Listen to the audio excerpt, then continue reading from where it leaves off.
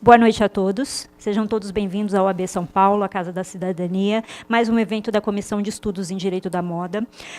Hoje nós teremos o tema Fashion Law e os bastidores de uma marca de moda de sucesso. Os nossos palestrantes são Cecília Prado, graduada em moda pela Universidade Anhembi Morumbi, estilista mineira da marca homônima e conhecida pelo seu trabalho handmade contemporâneo. Possui 2 lojas próprias em São Paulo e suas peças são encontradas em diversas multimarcas espalhadas pela América, Europa, África, Oriente Médio e Ásia, sendo a China um de seus principais mercados. E a minha ponta direita, Lourenço Bartolomei, presidente da ABEST, Associação Brasileira de Estilistas, e sócio proprietário da marca Cecília Prado. Como vocês podem perceber, o nosso tema não é jurídico, e é justamente isso que eu sempre falo, a nossa temática, a nossa área mercadológica do Fashion Law, o que ela traz? Ela traz justamente essa inter-relação entre o direito e entre todas as outras matérias que dizem respeito à temática que não sejam jurídicas. Então, a gente faz esse contraponto entre uma coisa e outra, faz alguns apontamentos jurídicos para que se perceba como é que é o funcionamento dessa indústria, porque o que diferencia o fashion lawyer, que é o advogado que atua nessa área, de outros advogados, é justamente o conhecimento de mercado, o conhecimento multicultural que você tem que deter para que você consiga um maior entendimento e uma maior atuação dentro dessa área, razão pela qual eu sempre busco fazer, intercalar os eventos que a gente promove aqui na casa, justamente com isso, para que vocês tenham acesso a informações que são, eu brinco assim, né, o ouro da mina, né, porque não é em todo lugar que vocês têm essa oportunidade. Então, todas as vezes que eu posso, eu faço, eu trago essas pessoas aqui, principalmente pessoas de relevância dentro do mercado, para que compartilhem um pouco com vocês as histórias, as experiências, o dia a dia profissional deles dentro desse universo da moda. É uma alegria muito grande ter vocês aqui hoje. Sou muito fã da Cecília, sou sua cliente também. Então, e ela tem um trabalho incrível. E vamos falar aqui um pouquinho para vocês. E antes de começar, propriamente, eu gostaria primeiro de agradecer ao Dr. Marcos da Costa, presidente do AB São Paulo, toda a sua diretoria e a diretoria do Departamento de Cultura e Eventos, pelo apoio contínuo às atividades da nossa comissão. Quem tiver interesse em participar conosco, saber um pouco mais das nossas atividades, nossas reuniões ordinárias são mensais e são abertas ao público em geral, e os nossos eventos também são mensais, geralmente no final do mês, depois do dia 20. Então, nós teremos agora, em junho, o Fashion Law Day 2, eu convido todos vocês a participarem, vai ser no dia 28, desde já. Vai ser o dia inteiro dedicado para o Fashion Law, estão todos convidados. E participem de nossas atividades também. Nossa página no Facebook é direitodamoda.fashionlaw, também estamos no Instagram, no YouTube, onde vocês nos caçarem, vocês vão nos achar. Então, sejam sempre bem-vindos aqui à Casa da Cidadania. Eu gostaria de passar a palavra, então, para os nossos palestrantes. Bom, a gente também gostaria de agradecer bastante a oportunidade, o convite. É uma honra estar aqui, poder dividir um pouquinho com vocês da história da nossa marca e discutir alguns assuntos relevantes juntos. Da minha parte também, compartilhamos do mesmo sentimento. É muito bom compartilhar e dividir com vocês sobre a moda, sobre o mercado, sobre um pouquinho sobre a parte jurídica, ainda que nós não sejamos advogados, né? Mas é sempre bom poder compartilhar tudo isso. Aqui. Opa, tá aqui. Só fazer uma observação, gente, porque eles vão interagir durante a apresentação, ambos vão falar de uma forma concomitante, tá? Um pouco cada um, compartilhando aí suas experiências dentro do universo, e a gente vai deixar as perguntas para o final, ok? Antes que eu cometa outra indelicadeza, à minha esquerda está a doutora Ingrid Scarano, que é membro da nossa comissão, e está aqui representando todos os membros aqui presentes, a quem eu agradeço por terem vindo. Bom, como a Thaís já falou, a gente é conhecido como o Contemporary Handmade, que em todos os produtos da Cecília Prado a gente sempre traz o feito à mão, de uma releitura mais contemporânea, mais urbana. Que eu vou passar para vocês. Consegue? Como? Foi? Não, quer que eu passe aqui? Tá tranquilo. Tá. Não tá aí. Vamos lá. Enquanto a gente vai contar um pouquinho da história, né, da marca, quem somos. Pode passar. Bom, ela já fez a apresentação, somos eu e Lourenço, a Cecília, pode passar. Então, a Cecília Prado é uma marca de tricô feminino. Basicamente, a gente trabalha com 95% dos nossos produtos são feitos em tricô. Foi fundada pela minha mãe, Yara Prado, em 1984, é uma empresa bem antiga, estamos no mercado há bastante tempo. E somos uma marca mineira, né? A fábrica está situada no sul de Minas Gerais, bem próximo aqui de São Paulo. A fábrica hoje conta com 80 colaboradores diretos e toda a produção é feita interna. Então, a gente cuida de todo o processo. É um produto diferenciado e a gente acredita que, para garantir essa qualidade, essa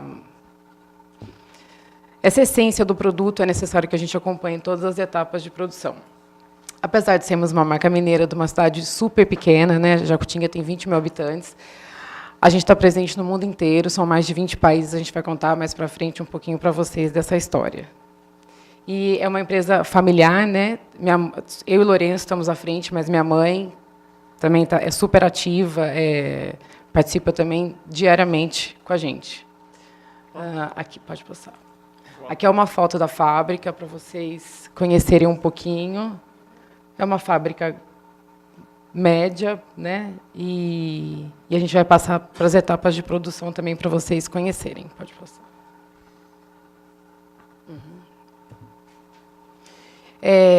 Todo mundo pergunta, né? Por que a marca faz tanto sucesso, ainda mais lá fora, que é um mercado tão difícil, tão competitivo? E a gente acredita que a principal razão de tudo isso é a essência do nosso produto. Então, acho que o produto tem muita identidade. Ele, ao mesmo tempo que tem bastante informação, como cores, jacares, texturas, patchwork, ele traz uma harmonia com ele. E eu acho que esse é o diferencial. Eu acho que é um produto muito único e as pessoas, hoje em dia, buscam isso diante de tanta coisa que já está mais massificada. A gente adora aliar o high-tech com o handmade. Então, a gente trabalha com máquinas alemãs de última geração que tecem o tricô, que seria o nosso pano, aliado com handmade, que é o que vai dar esse cuidado, né, esse carinho no produto que o cliente adora sentir quando ele está comprando. E os nossos clientes realmente sentem isso. A gente até partilha isso com as crocheteiras, com quem, né, com as mãos que fazem os nossos produtos, que no processo final, né, vamos dizer, da compra e do pedido, isso faz toda a diferença. Então, o nosso objetivo é realmente encantar o cliente quando ele passa numa vitrine, ou quando ele passa na feira, ou quando ele vê essa peça, né, no e-commerce, ele se sentir impactado por esse produto, encantado, assim, de você parar. Isso é uma coisa que te chama a atenção e que enche os olhos.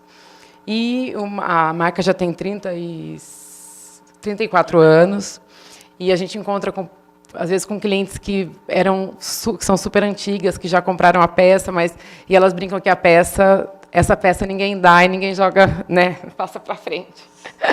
E é uma peça eterna. Então, eu acho que isso é importante, não é aquela moda efêmera, né? É uma coisa que você pode sempre usar, você está atual, você está charmosa e está bonita. Aqui eu vou mostrar para vocês, para quem não conhece ainda, algumas campanhas que a gente já fez, tá? Para vocês verem realmente como é a marca. Essa foi a última campanha de inverno. Pode passar.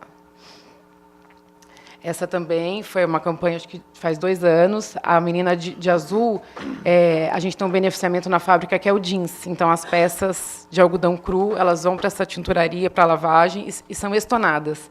Então, ela fica com esse aspecto de um jeans desgastado mesmo.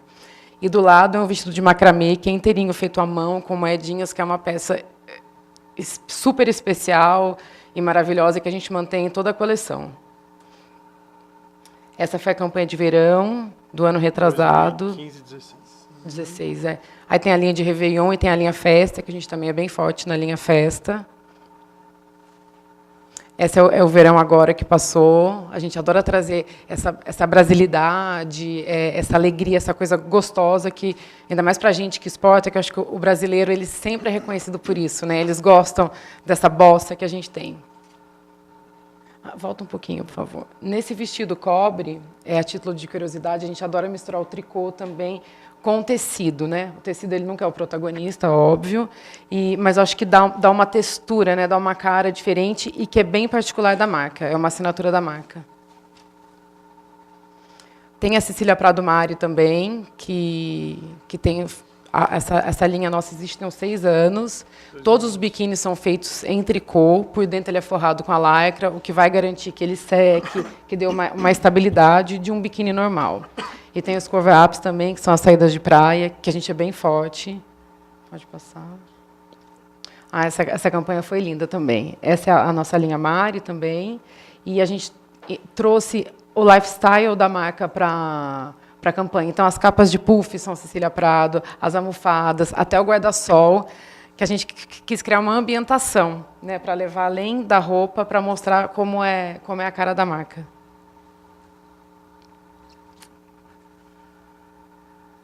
Agora o Lourenço vai explicar um pouquinho o processo. Vamos lá. Entrando um pouquinho aqui na parte dos processos, né?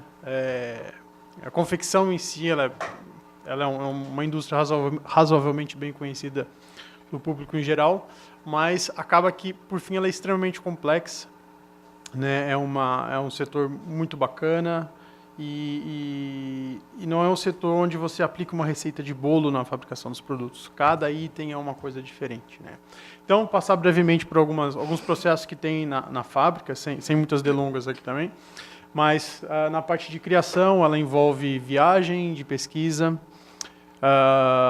envolve análise de tendência, brainstorming de ideias, o planejamento da coleção, o desenvolvimento das peças e depois a pilotagem, que é você dar vida à peça, aprovação e ficha técnica.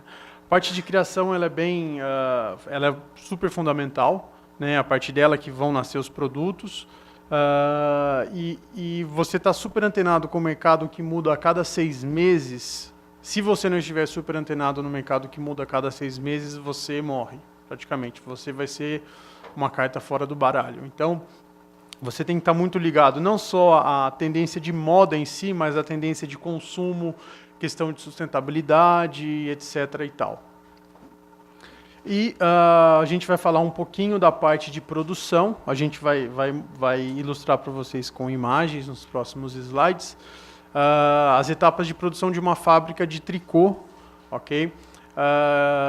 Que é um pouquinho diferente de uma fábrica normal, de uma confecção normal. Uma fábrica normal começaria no corte, né? Corte, costura, remate e assim segue. O tricô ele começa no tecimento, que a gente tem uma vantagem ou desvantagem de poder fabricar os próprios tecidos da maneira como a gente quer, na textura como a gente quer, com as cores e os fios como a gente prefere. Então vamos lá, esse aqui é o primeiro setor da nossa fábrica, que seria o tecimento. A gente ilustrou aqui a imagem de uma máquina. É uma das máquinas que nós temos na fábrica. São máquinas alemãs. O nome técnico dessa máquina é terra retilíneo.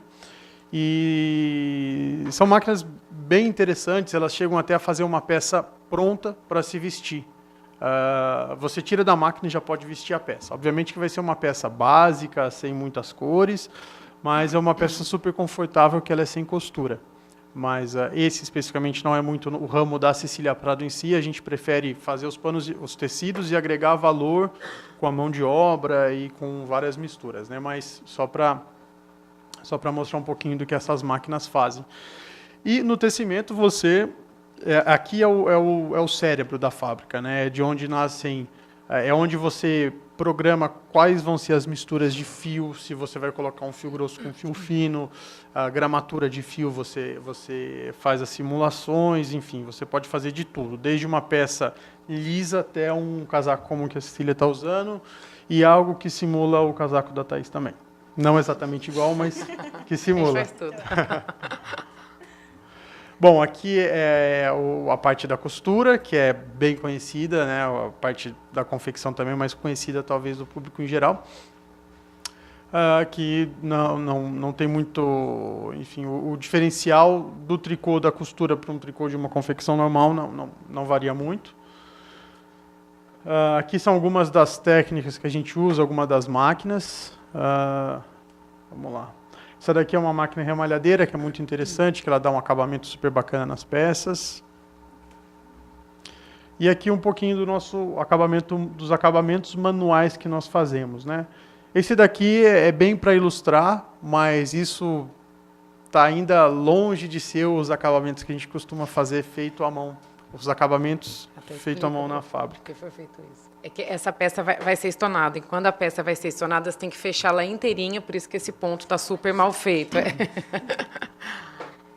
Vamos lá. Aí sim, aí é um vestido 100% feito à mão. É um vestido parecido com aquele vestido marrom que a gente viu na apresentação, alguns slides atrás. E é bem bacana. E o bacana do feito à mão é que as peças, cada peça, obviamente respeitando alguns padrões, mas cada peça ela sai com uma cara um pouquinho diferente. Você não tem aquela padronização de coisas todas parecidas feitas em série. Um vestido desse vai quanto tempo para se fazer, mais ou menos? Uns 2 dias, 3 dias? Uns 3 dias. Bom, onde estamos? A gente tem o Atacado Brasil, né, que a gente tem 60 clientes aqui no Brasil. E também temos 2 lojas próprias. Uma fica no JK Iguatemi. E também temos no Pátio Higienópolis. Estão super convidados a conhecer. E a gente também tem uma outlet em Jacutinga, que fica em frente à nossa fábrica. São peças que faz a mais, enfim, coleções antigas. Agora, falar um pouquinho sobre a internacionalização da marca. Então, em 2001, foi a primeira experiência que a gente teve no exterior, foi em Paris. A gente foi para uma feira, a convite de um estilista que estava montando um grupo. Então, foi uma coisa de última hora, informal. Foi mais naquela intuição, né? Que, na realidade, foi da minha mãe. Não, eu quero ir, quero testar, para a gente ver como vai ser. E, na realidade, foi um grande passo, um divisor de águas da marca. Esse grupo durou 3 edições, mas a gente sempre se destacou. Por fim, o grupo se desfez e a gente seguiu carreira solo, que na época foi um grande desafio, sem conhecer mercado. Foi bem difícil, mas tem dado certo até hoje. Então, a gente está presente nos 4 continentes, são mais de 20 países. Não tem como precisar quantos clientes, porque são redes de loja também. A marca, então, tem showroom nos Estados Unidos, em Portugal, em Londres, e a gente participa de feiras nesses lugares também. É bem importante, eu acho que você ter alguém representando você, ter alguém cuidando de você no mercado local, né? Porque não tem como você conhecer tudo e nada como uma pessoa que está lá para conhecer as particularidades, né, questões de mercado também, como chegar até esse cliente. E é legal porque o lojista tem uma pessoa próxima dele, né? Não fica aquela coisa, né? Está no Brasil, está longe, apesar de hoje todo mundo ser bem próximo. E a gente é associado da Best já desde 2004, eu acho. Não, perdão, 2006, 2007. Já faz bastante tempo. E, como eu falei antes, a gente participa de 5 feiras por ano. Um pouquinho, né, sobre os desafios. É difícil você agradar todo mundo trabalhando num mercado um pouquinho mais limitado. Agora, imagina a gente que vende para tantos lugares, então acho que o principal desafio é você acertar a mão no produto, é você manter a essência desse produto, fazendo a evolução dele também, né, para não ficar aquela coisa cansativa, já que é uma coisa tão característica. E a gente vende muito mercado árabe, então tem que agradar o mercado árabe, agradar o mercado espanhol, americano. Então, às vezes, a gente brinca que a gente para e fica assim, para quem que a gente está criando, né? Para acertar qual o gosto. Mas, enfim, tem dado certo. Eu acho que é ideal você manter realmente esse DNA do produto. E trabalhando ele de acordo com as tendências e, durante a criação, você lembrando dessas particularidades do seu cliente. Você quer falar um pouquinho sobre moedas? Vamos lá. Bom, aqui alguns países onde a gente exporta. Hoje a gente só não está na Oceania, eu acho, como continente. Ainda não, Ainda não. E é um desafio. Ainda que seria a gente vai comentar um pouquinho mais para frente, mas ainda que seria um lugar estrategicamente... que é a mesma estação. Aliás, logisticamente favorável, não pelo transporte, mas por outro motivo. Mas vamos lá. Alguns países que a gente está presente: Brasil, Estados Unidos, Itália, França, Alemanha, São Bart, que é uma ilhazinha na América Central, no Caribe, México, Portugal, Espanha, Inglaterra, Grécia, EAU, Emirados Árabes Unidos, Egito, Turquia, Líbano, Japão, Senegal, Kuwait, Arábia Saudita, ilha de Reunião, que é uma ilha que a gente nem... É um local que nem a FedEx, que é quem a gente usa para fazer o transporte, tinha cadastro, tinha conhecimento, e Costa do Marfim. Tem visualizações depois aí? Tem, mas aí já muda. Muda a coisa? Tá. Já muda o assunto. Bom, complementando aqui, vou voltar um slide anterior, complementando alguns dos desafios que a Cecília pontuou sobre a internacionalização, são poucas as marcas brasileiras que estão presentes no mundo hoje, né? Numa escala minimamente razoável, né? E realmente, para as marcas brasileiras performarem é difícil e existem alguns motivos para isso, né? Eu colocaria como o principal motivo, a principal dificuldade seria a questão da diferença de clima. É algo que nunca vai ser resolvido. Por exemplo, enquanto é inverno no hemisfério norte, é verão no hemisfério sul e vice-versa, né? E todo lançamento de tendência, todo o calendário de desfiles, ele parte de Europa e Estados Unidos.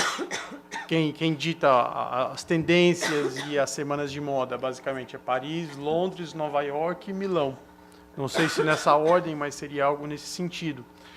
Então, o Brasil ele fica um pouco difícil para ele se encaixar nesse calendário, porque enquanto, por exemplo, hoje, nessa época, a gente está em maio, as nossas lojas aqui no Brasil, se a gente for em qualquer shopping, as lojas vão estar ofertando, vão estar vendendo a coleção de inverno. E se você for numa loja europeia, elas vão estar vendendo a coleção de verão. Se você vai na Prada, na Missoni, na Chanel da Europa, você vai ver coleção de verão. Se você vai nessas mesmas lojas aqui no Brasil, elas vão seguir o calendário europeu e americano. Elas vão estar oferecendo a coleção de verão. É algo meio ilógico, mas essas marcas estão num patamar um pouco acima do que é normal. Então elas podem. E elas preferem respeitar o calendário europeu em detrimento do clima, né? E para as marcas brasileiras é muito difícil fazer isso. Quando a gente está criando uma coleção, a gente tem toda a informação, a informação que chega para a gente criar a coleção de verão, que vai ser lançada aqui no Brasil daqui a 3, 4 meses para o público atacadista e na França daqui a 5, 6 meses, a informação já é defasada em comparação com as empresas europeias que vão ter todo o tempo hábil para poder fazer os seus desenvolvimentos. Então, isso causa um grande problema. A questão da modinha, aquela moda, ao fast fashion, aquela moda mais rápida, não necessariamente pior, mas aquelas tendências que surgem, você acaba não pegando elas plenamente. Tendência de cor, tendência de estampa, alguma tendência de modelagem, enfim. Elas acabam passando um pouquinho para a gente. Por isso que uma das estratégias da Cecília Prado, na verdade não surgiu como estratégia, mas acabou se tornando, é que as nossas peças elas são atemporais. As peças da Cecília Prado elas não seguem muito uma tendência X, Y ou Z. Está todo mundo usando manga bufante igual a, sei lá, 10 anos atrás. Não necessariamente a gente fazia isso. Hoje está todo mundo fazendo calça skinny, estou dando um exemplo tosco aqui, não sei, mas a gente não necessariamente faz isso. A gente procura seguir uma linha de produtos que sempre vão encantar no visual, né? Independente da época, independente, enfim. É por isso que a gente costuma dizer que as peças Cecília Prado são realmente eternas, né? Isso é um dos motivos que fez a gente prosperar no exterior. Acho que outro ponto importante para se levantar é que quando você vende aqui no Brasil, toda a sua receita vai ser em real. Óbvio, vou esperar vender esse ano, sei lá, 10 milhões de reais, 5 milhões, 20, 50, 100 milhões de reais. Você tem a sua expectativa de receita em reais. No exterior, você vai trabalhar com a sua expectativa de receita em dólar ou euro, dependendo de onde você vende. E num país onde tem uma volatilidade cambial estratosférica igual a nossa, é muito difícil você conseguir manter uma estratégia com mais de 4 ou 5 anos. Né? Vou dar um exemplo. A gente começou exportando em 2001, quando, acho que estava na época da primeira eleição do Lula, se não me falha a memória, o câmbio bateu 4. Um dólar chegou a bater R$4. Todo mundo quis exportar nessa época, né? Porque valia muito a pena. O Brasil estava competitivo por conta do câmbio desvalorizado, não por conta de outros fatores onde nós deveríamos, de fato, ser competitivos. Todo mundo quis entrar no mercado de exportação e obviamente, a gente foi fazer esse teste nessa época. Enfim, acabou que, por questão de design, de um grupo de 30 marcas que tentaram, a Cecília Prado, se não me engano, foi a única. Eu não estava na empresa nessa época, por isso que eu não sei contar com riqueza de detalhes. Mas nós entramos no mercado e prosperamos. Nós trabalhamos até 2004 num câmbio muito favorável para a exportação. Logo em seguida, à medida que o Brasil foi se desenvolvendo, o câmbio foi caindo, até que lá para 2007, se não me engano, Bovespa cheia de IPO, várias empresas abrindo capital, mercado superaquecido, o câmbio, e as commodities também superaquecidas, o câmbio foi para 1,50 nessa época. Então, ou seja, você entra no mercado vendendo uma blusa por $100, esperando receber R$400, 6, 7 anos depois, essa mesma peça você vai receber R$150 por ela. Não existe margem de lucro tão alta que justifique, que compense variações cambiais tão grandes, tão intensas, né? Nessa época foi uma época muito difícil, mas a gente colocou no seguinte ponto: a exportação é uma estratégia da empresa, não importa o patamar do câmbio, não importa se está sendo bom ou não. É uma estratégia da empresa, então vamos continuar com ela. O câmbio vai subir, o câmbio vai valorizar, vai desvalorizar, a gente não sabe, mas é uma estratégia, vamos seguir nela. Nessa época, por exemplo, quando o câmbio supervaloriza, quando o real supervaloriza, que é quando ele está 1,50, 1,60, 1,70, você tem que começar a mexer em custo, você tem que começar a tirar eficiência e produtividade de onde não existe, né? Mas você tem que dar um jeito de se manter vivo no mercado. Hoje, por exemplo, a gente já vê um movimento oposto com relação à exportação. A gente vê um câmbio hoje super desvalorizado, um dólar fechou a 3,62, se não me engano. É um patamar confortável para se exportar, ok? É um patamar bom, mas a gente não pode esquecer que quando o câmbio quando o dólar está muito caro, é porque é bom para exportação, mas a economia no Brasil, é sinal de que a economia no Brasil não está indo tão bem, que é o que a gente vê hoje, né? Mas enfim, a exportação, a internacionalização da marca tem esse grande fator que é da volatilidade de moedas, que é algo bem difícil de se administrar, bem difícil. Há épocas muito boas, épocas muito ruins.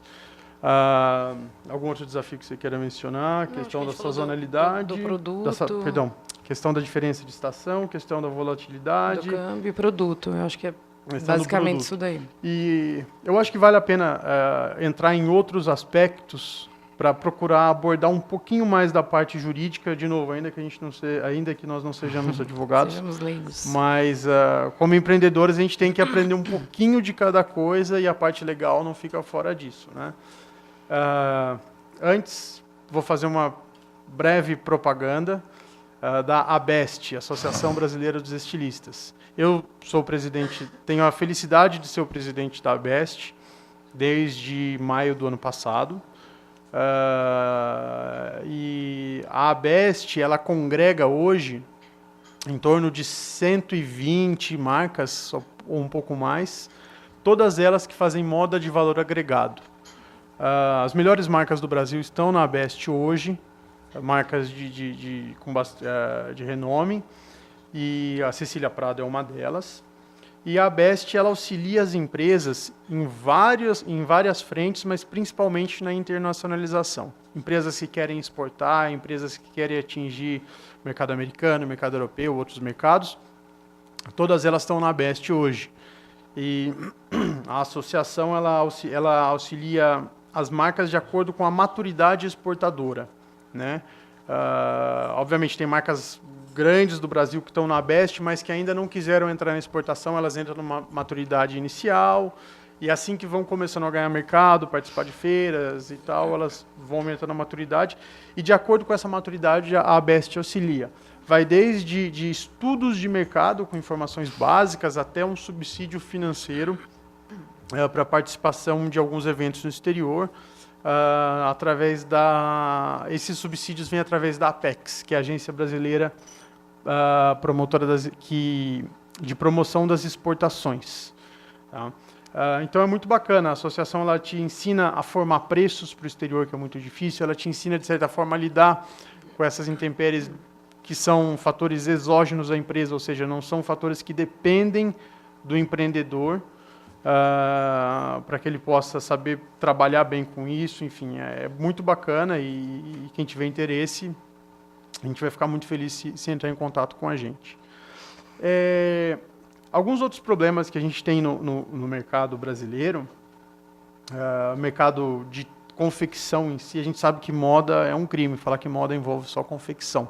Mesmo na Best, eu imagino que 30% dos nossos associados não trabalham com confecção em si, trabalham com acessórios, calçados, enfim, e coisas no geral. Mas eu vou focar na confecção porque é onde a moda é mais representada, né? Hoje a confecção brasileira ela importa muita gente. Acho que a segunda, se não me engano, a segunda indústria de transformação que mais emprega no Brasil, né? A gente tem alguns milhões a gente gera alguns milhões de empregos diretos e indiretos, tá? Só que vale dizer que o Brasil, o país ele protege demais a indústria têxtil. Não vou entrar no mérito se isso é certo ou se é errado, mas ele protege a indústria têxtil, porque se ele não protegesse com taxas alfandegárias elevadas, já existe hoje uma enxurrada de produtos asiáticos aqui no Brasil, e essa enxurrada seria ainda maior, né? E a gente teria, talvez, que repensar a indústria têxtil. A indústria têxtil brasileira ela precisa ser repensada, sim, tanto a indústria de confecção quanto a indústria de matéria-prima, né? Mas existe hoje essa questão. O governo ele colocou grandes barreiras para a importação de produtos asiáticos. Ainda assim, com as grandes barreiras, a gente vê produtos asiáticos entrando a preços absurdamente baratos, né? A título de curiosidade, hoje aqui no Brasil você não consegue fazer formalmente, tá? Não estou dizendo uma fábrica de fundo de quintal, estou dizendo uma fábrica que tenha todos os funcionários devidamente registrados, que recolhe impostos, que compra de fornecedores com nota fiscal. Estou dizendo uma fábrica formal. Você não consegue fazer uma peça de tricô, por exemplo, um tricô básico, que você compra numa Renner, numa C&A, ou qualquer loja de departamento, você não consegue fazer por menos de R$40. Sei lá, qual que é a expressão das almas? Bacia das almas. Na Bacia das Almas. Você não consegue fabricar ele por menos de R$35, R$40 em hipótese alguma. É uma super eficiência. Mas você vê produtos chegando de Bangladesh, tricôs semelhantes, chegando por, sei lá, com quase 100% de imposto em cima, entre parte logística e imposto. Você vê produtos chegando por R$25, R$20. Ou seja, se você tira o imposto, esse produto vai entrar aqui por R$10. Não é ruim que a população tenha acesso a produtos baratos, mas é importante a gente saber como esses produtos foram feitos. E eu afirmo, sem medo de errar, que mesmo em Bangladesh, onde tem uma mão de obra barata, você não consegue fazer um produto nesse preço, tendo a certeza de que todo mundo foi respeitado na cadeia de produção, né? Tive um caso, estava conversando com um amigo meu do setor, que trabalha com importação. Ele foi numa fábrica, se não me engano, em Bangladesh, Vietnã, algum país do Sudeste Asiático, e ele foi fazer uma compra de blusa, de camisa gola V para homem, de tricô fino. Ofertaram para ele a peça a $2, a peça, para ele comprar. Tinha que comprar um lote de 70 mil peças, é um lote grande. Nesses 70 mil peças tinha as peças pretas, marinho, caque, bege, e tinha sei lá, um rosa-choque e um amarelo ovo que não são comerciais. Ele falou, olha, eu não queria o amarelo ovo e não queria o rosa-choque, mas o preço era tão convidativo que valia a pena comprar tudo, nem que eu pegasse esse rosa-choque, esse ovo e esse amarelo ovo e jogasse no lixo, ainda assim a compra seria muito boa, teria sido muito boa, considerando considerando o preço de fornecimento. Então, essa é uma discussão que a gente tem que levar em conta, né? Acho que vale a pena trazer aqui também para a discussão a questão da ABVTEX, do selo ABVTEX, né?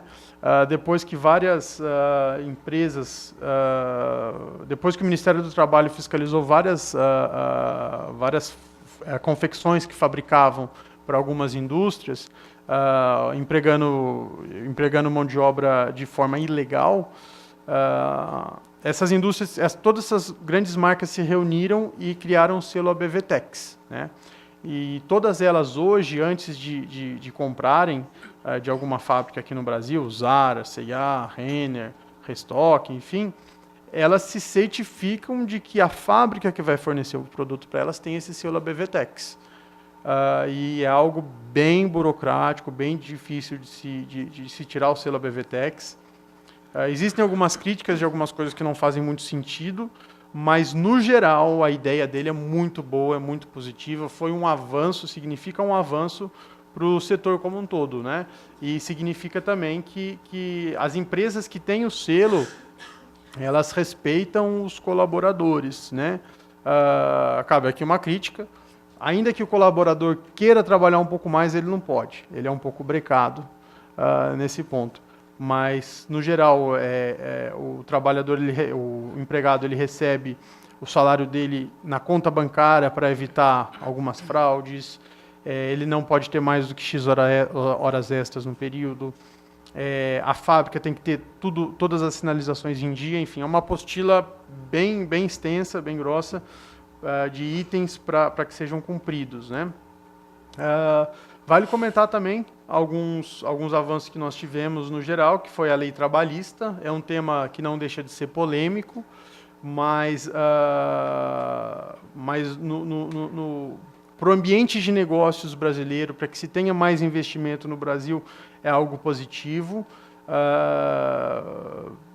Enfim, para que as amarras sejam tiradas para que o país tenha menos amarras, né? Que é a questão da lei trabalhista e da terceirização, que na prática já existia, mas existia de forma irregular, e a lei nada mais ela formalizou essa questão.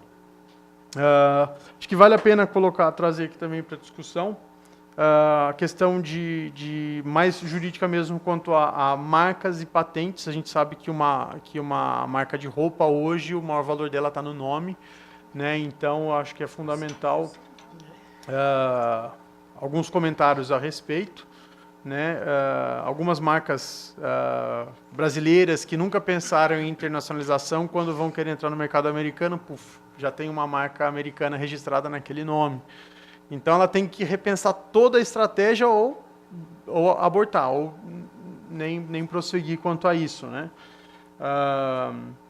A gente pode colocar também uma discussão sobre um item muito subjetivo, mas que faz todo sentido, que é a questão de cópias, plágios. Até onde a gente consegue mensurar o que é e o que não é plágio, até onde a gente consegue efetivamente uma marca processar outra, né? Porque a gente sabe que a moda propriamente dita significa, moda é o que todo mundo está usando. Então, se todo mundo está usando aquilo, todo mundo sugou a ideia da mesma fonte, né? Então, como mensurar essa linha muito tênue desse assunto? Eu gostaria de só mostrar umas fotos. Se você puder passar. Posso passar? Pode. Só para ilustrar mais um pouquinho, para contar para vocês como são essas feiras, né, que a gente faz. Essa é a Swim Show de Miami, onde a gente apresentou a coleção de beachwear. Pode passar.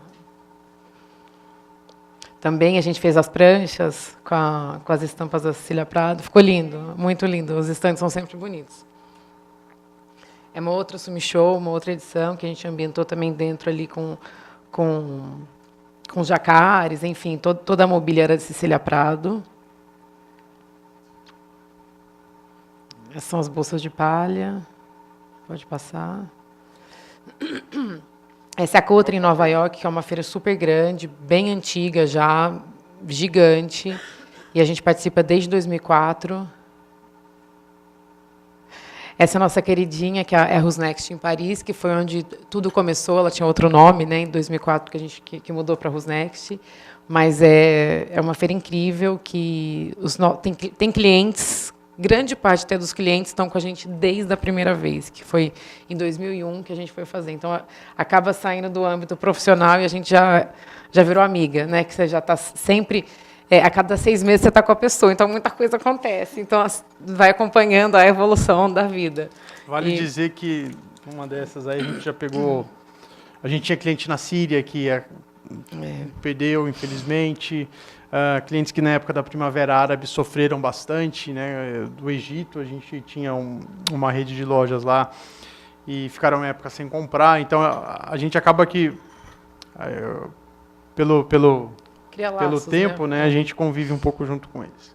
Pode passar. Essa também é uma feira de inverno em Paris. Pode passar. Aí um pouquinho dos clientes. Esse é um cliente nosso do Egito, que está com a gente faz há anos também. Pode seguir. Essas que está de casaco cinza são da Arábia, também desde 2001. No começo, que elas têm um tratamento diferente, assim, né? Elas são mais distantes. Mas hoje já é amiga de WhatsApp, já... Eu estou doida para ir para lá, que a gente tem 5 clientes na Arábia Saudita, que são clientes poderosíssimos, um país tão pequeno, mas extremamente... um país com a renda tão concentrada, né? É incrível, a gente está em 5 lojas super legais, que são, enfim, da família real, e aí são várias histórias legais. Essas 2 estão da Suíça. Essa que está de casaco preto com detalhezinhos amarelos é do Líbano, também está com a gente há 15 anos. Ela tem um grupo, um grupo, né? São 6 lojas no Líbano, super bacana, super legal, aquela loja que dá orgulho, né, de você estar. E essa do lado é de Sambat, que é o Hotel Cheval Blanc, que é do grupo da Louis Vuitton, que infelizmente agora está em reconstrução, né? Mas é um lugar incrível que a gente também tem o maior orgulho de estar presente. Vou passar mais uma. E é isso. Muito obrigada.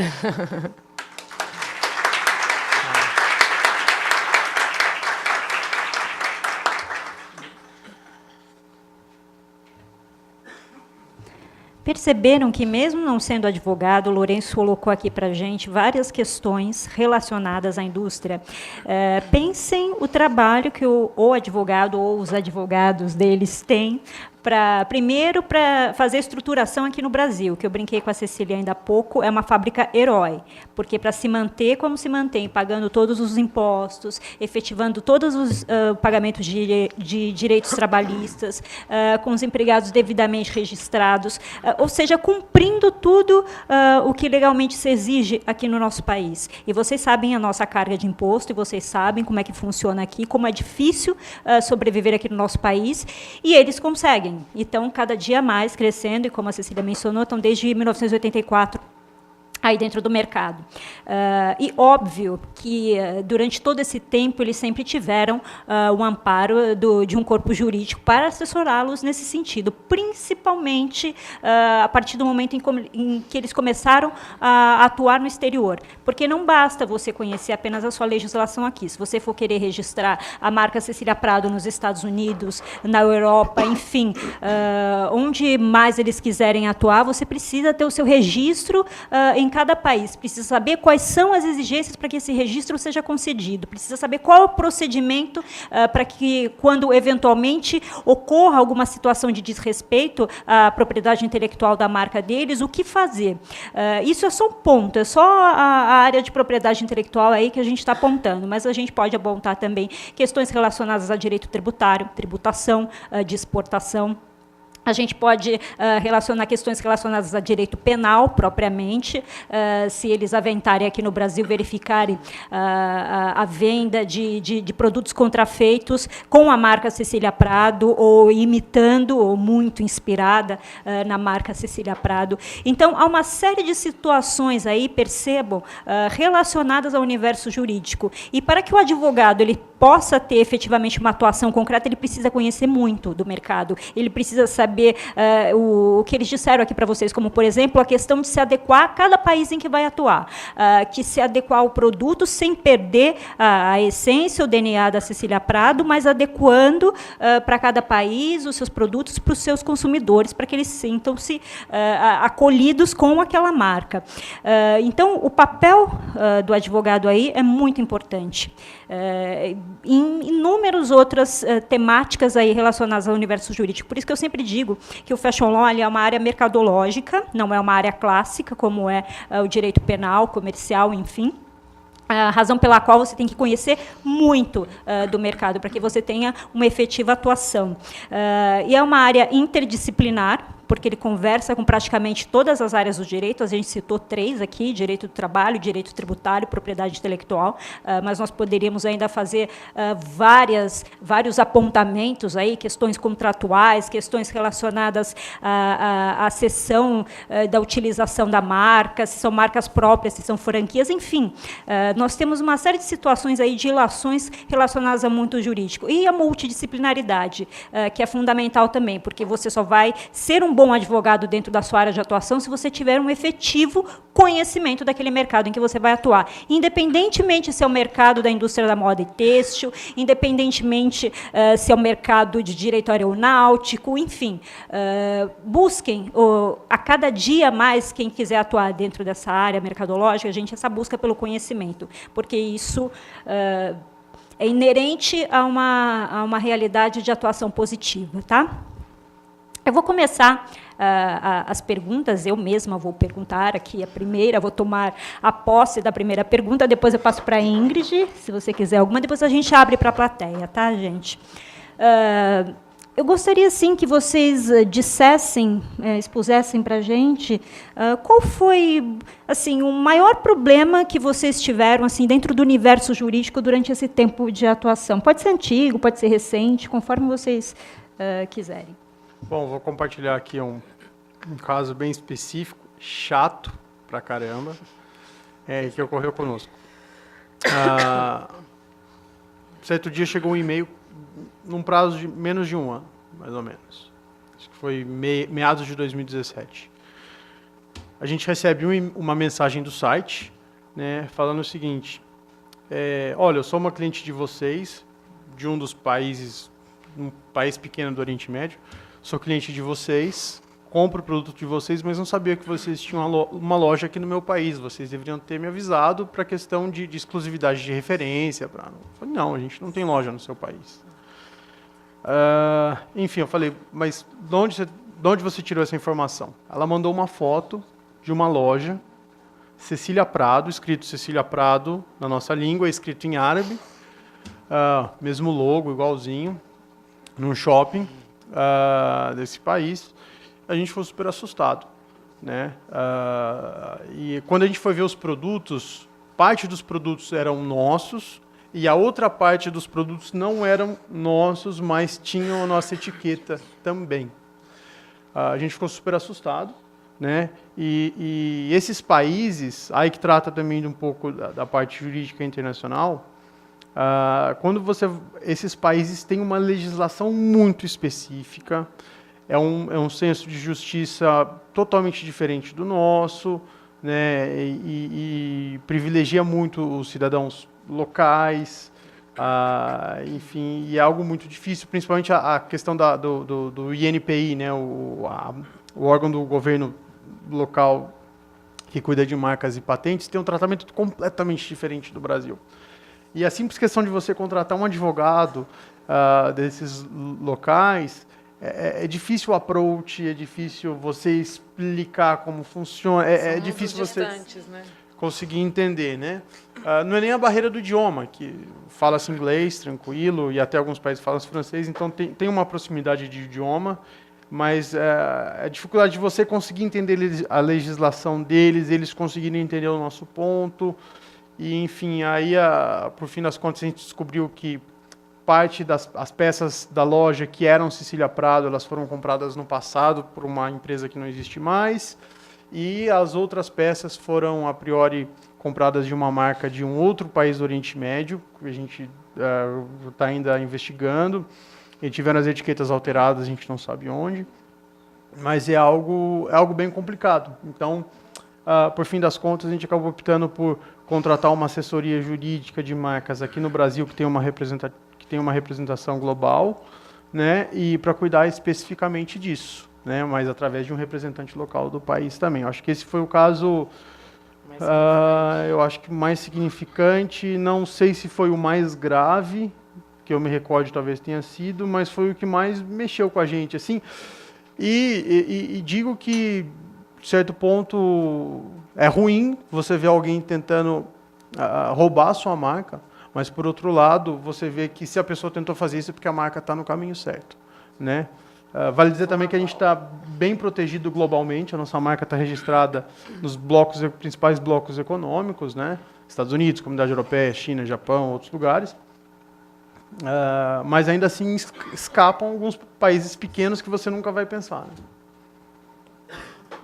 Realmente é um problema recorrente esse tipo de troca de etiquetas.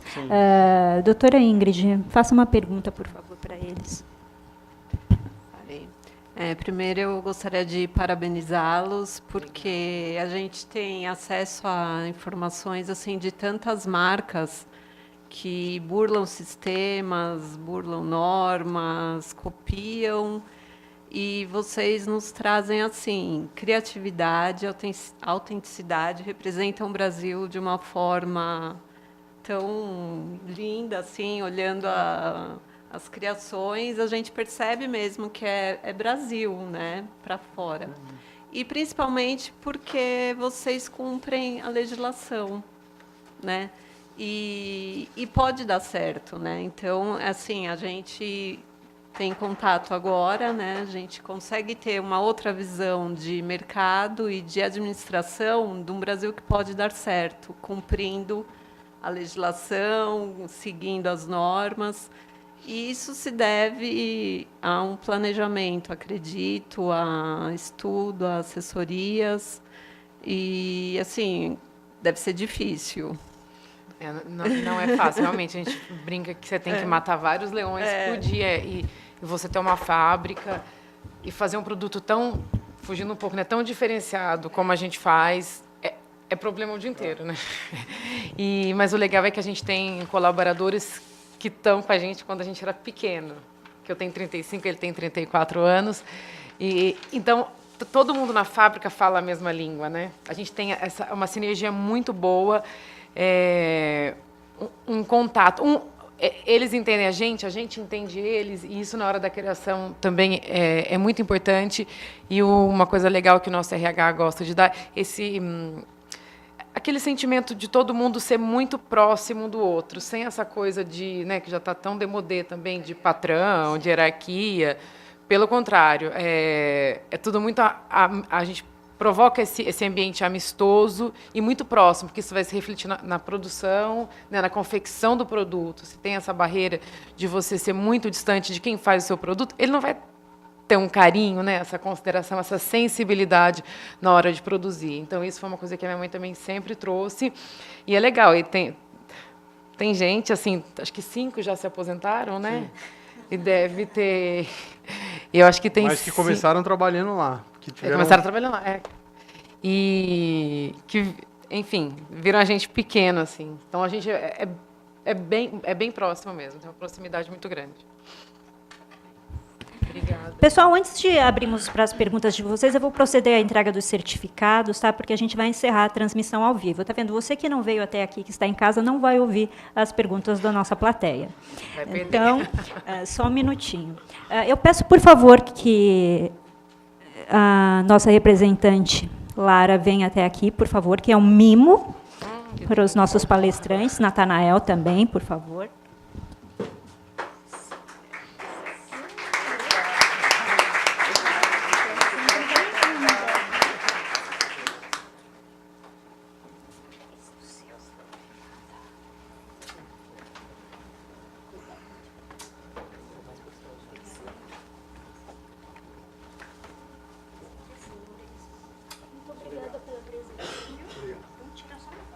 Vende no meio.